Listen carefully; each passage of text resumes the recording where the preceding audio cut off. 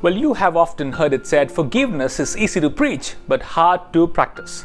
It is C.S. Lewis who said, forgiveness is a lovely idea until you have something or someone to forgive.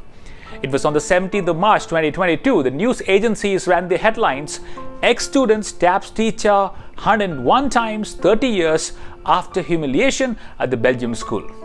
So what really happened? The accused apparently felt humiliated over the comments made by her teacher, Miss Maria Wellenden, when he was in school aged 7. Now, he never got out of the humiliation he felt and harbored bitterness in his heart and took the matter to his hand by killing her at her house 30 years later. Now, you may ask, is unforgiveness so powerful? Well, Miss Maria lost her life at the age of 59 at the hands of a young boy who could not get away with the feelings of humiliation and harboring of bitterness. Now, the Bible makes it very clear that forgiveness does not spring from our human merit. It does not stem from our wanting to be gracious either to people around us. In fact, our wanting in most cases is that of revenge, isn't it? Which means, even if you ever forgive someone or if you have forgiven someone, it is not done in your strength, it is not done in my strength, but we simply forgive because of the sheer grace of God operating within our lives. Second, I think it is impossible to extend genuine forgiveness unless we ourselves realize what we have been forgiven of.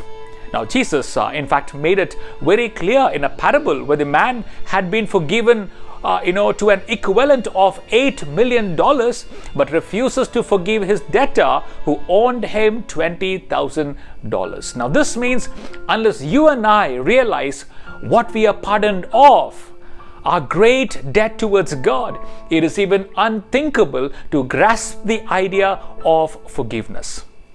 So, when you and I forgive, we are able to do it. We are able to forgive because we ourselves have been transformed by the forgiving grace of God.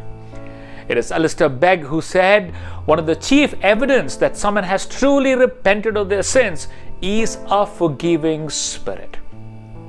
So, can church-going, Bible-believing Christians harbor bitterness and unforgiving spirit? Oh yes. Apparently, it seems the accused in this case is a devout Christian and was known for helping the homeless. So may I ask you today, are you holding a grudge?